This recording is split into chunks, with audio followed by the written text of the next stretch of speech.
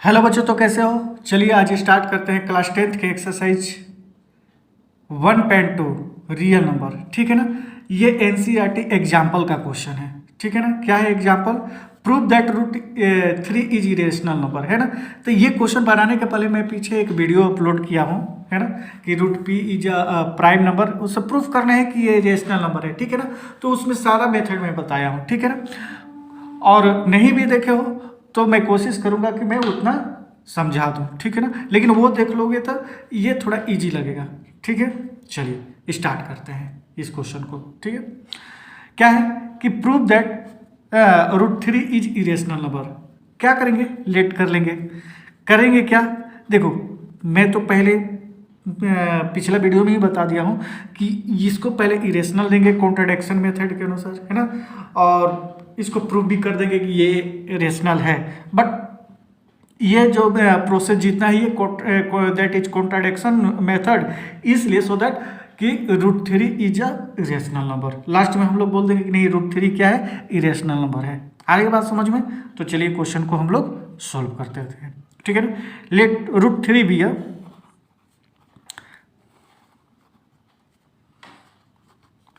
Rational number. Root three क्या है?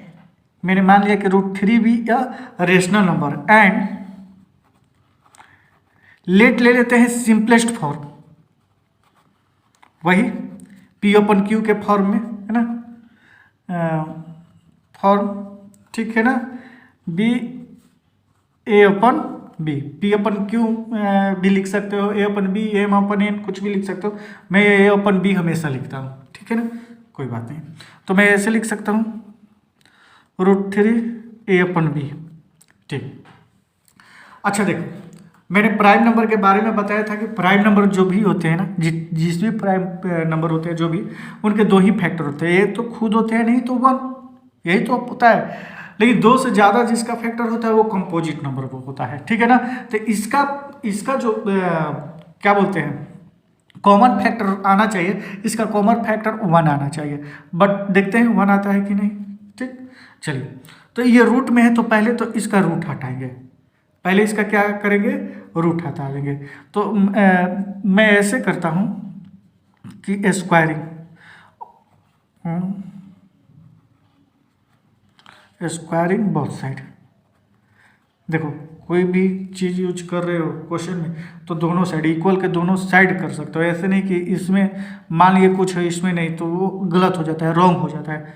तो कभी भी यूज कर रहे हो, कभी भी एक्सटर्नल चीज़ लगा रहे हो उस पर, तो इक्वल के दोनों तरफ लगा रहे हो, बैलेंस होना चाहिए। आ रही है बात समझ में? चलिए ठीक है। तो रूट 3 पर स्क्वायर कर दिया, ए अपन बी पर स्क्वायर कर दिया। ठीक है ना। 3 का तो 9 हो गया। ये क्या हो गया? सॉरी, 3, ये 3 ही रहेगा। रूट स्क्वायर से रूट कैंसिल, है ना। ए स्क्वायर अपन बी स्क्वायर, इसको रिप्लेस कर दो। ठीक है ना। बी स्क्वायर बराबर, बात सारा समझ में आ रहा है ना? नहीं समझ में आ रहा है ना? Cross multiplication. ठीक है ना। चलिए, अब यहां पर देखो, है ना, ये 3 जो है डिवाइड्स ए को कर दिया, ए स्क्वायर ऑल्सो डिवाइड, है ना, ऑल्सो डिवाइड्स ए। नहीं समझ में रहा? 3 जो है ए को क्या कर दिया? डिवाइड कर दिया। तो सॉरी, ए स्क्वायर को डिवाइड किया तो ये ए को भी तो डिवाइड किया। ए को डिवाइड किया कि नहीं किया? नहीं समझ में आ रहा है? चलिए मैं बताता हूँ। देखो क्या है कि ए को मान लो जो जिसमें 3 डिवाइड हो, जैसे कि 3 मान लिया, है ना, ए को 6 भी मान लिया, है ना, 3 से डिवाइड होगा। ए को 9, अब 2 5 मत मानना भाई, 3 से तो डिवाइड करना है, ऑल्सो 3 डिवाइड, 3 से तो डिवाइड करना है ना। तो 3 से कौन कौन डिवाइड होगा? 3 डिवाइड होगा, 6 डिवाइड होगा, 9 डिवाइड होगा। चलिए ठीक है। इसका ए स्क्वायर, 3 का स्क्वायर क्या होता है? 9। ठीक है। 6 का स्क्वायर 36, 9 का 81। ठीक। इन सारे में ये 3 से डिवाइड हो जाएगा। हो रहा है कि नहीं? ये सारे ए स्क्वायर में डिवाइड हो रहा है। अगर ए स्क्वायर में 3 डिवाइड हो रहा है तो ए में भी 3 डिवाइड होगा। क्लियर? क्लियर? ठीक। तो यहां तक तो समझ में आ गया। आ गया है तो समझ में, आगे बढ़े। चलिए नेक्स्ट पेज ले लेते हैं, रुकिए एक मिनट। चलिए देखो, ये जो 3 है किस में डिवाइड होगा, है ना। 3 1 जा 3, 3 2 जा 6 में भी 3 डिवाइड होगा कि नहीं, है ना। 3 4 जा 12 में भी डिवाइड होगा, 15 में भी डिवाइड होगा, 18 में भी डिवाइड होगा। तो कहने का मतलब कि 3 जो है ना, 3 का जितना मल्टीपल होगा उन सारे में डिवाइड हो जाएगा, ठीक है ना।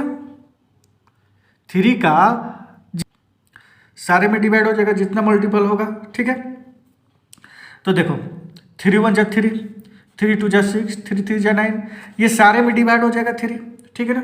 तो ये और 3 देखो 3 सारे में है तो मैं 3 ले लिया, और 1 2 3 4 इनके मल्टीपल को मैं क्या मान लिया, x, ठीक है ना। तो a बराबर मैं क्या रख दिया, 3x। अच्छा a बराबर 3x क्यों रखा, बात समझो। a बराबर 3x क्यों रखा, क्योंकि ये जो 3 है ना a में ही डिवाइड हो रहा है, ये 3 जो है a में ही डिवाइड हो रहा है ना। अगर a में डिवाइड हो रहा है ना, तो a बराबर 3x रखेंगे क्योंकि इसमें भी डिवाइड हो रहा है, मल्टीपल में सारा डिवाइड हो रहा है, ठीक है ना। चलिए अब देखो यहाँ पर इक्वेशन में 1 लिख देता हूँ, बी स्क्वायर बराबर a स्क्वायर अपन 3, ठीक है। चलिए यहाँ तक तो समझ में आ गया बात, है ना, यहाँ तक बात समझ में आ गया। अब इसका वैल्यू हम लोग क्या करते हैं, पुट करते हैं, क्या लिखते हैं, पुट वैल्यू a बराबर 3x इन इक्वेशन 1, ठीक है ना। तो इक्वेशन 1 में क्या है, बी स्क्वायर तो ऐसे ही है, बी स्क्वायर तो ऐसे ही है इक्वेशन 1 में, एक की जगह पर केवल 3x रख देंगे, और a में स्क्वायर है तो इस पर स्क्वायर लगा देंगे, अपन में ये 3 चल ही रहा है, ठीक है ना। अब इसका जरूरत नहीं है, हटा देंगे, ठीक है ना। चलिए हाँ ठीक है, अब क्या करेंगे कि बी स्क्वायर बराबर क्या हो जाएगा, 3 3 जा 9x स्क्वायर अपन में 3, ये क्या हो जाएगा कि 3 बार में कैंसिल हो जाएगा, तो क्या हो जाएगा बी स्क्वायर बराबर 3x स्क्वायर। तो एक्स स्क्वायर बराबर क्या हो जाएगा, 3 इंटू में इधर आ जाएगा तो बी के डिवाइड में हो जाएगा, ठीक है ना। सेम चीज क्या, पहले 3 डिवाइड्स किस में हुआ, ए में, अब 3 डिवाइड्स किस में हो गया, बी स्क्वायर में। आल्सो 3 डिवाइड्स बी, मैंने समझा दिया है ना कि ये बी में भी डिवाइड होगा, ठीक है ना। इतना बात समझ में आ रहा है। अब आगे क्या लिखेंगे सुनो, ये लाइन जो लिख रहा हूं ये आप लोग याद ही कर लो, है ना, है ना। Thus 3 is a common factor, अरे ए एंड बी का कॉमन फैक्टर ही तो आया, है ना, common factor A and B, ठीक है ना। So that A and B are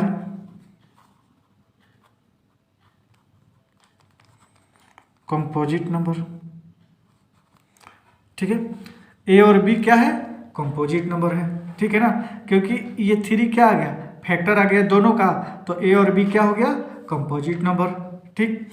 अब क्या जो खिटिर पिटिर करना है लिख दो कि अब ये जो जितना मेथड हुआ किससे हुआ, कॉन्ट्राडिक्शन मेथड से, है ना, तो लिख देंगे ए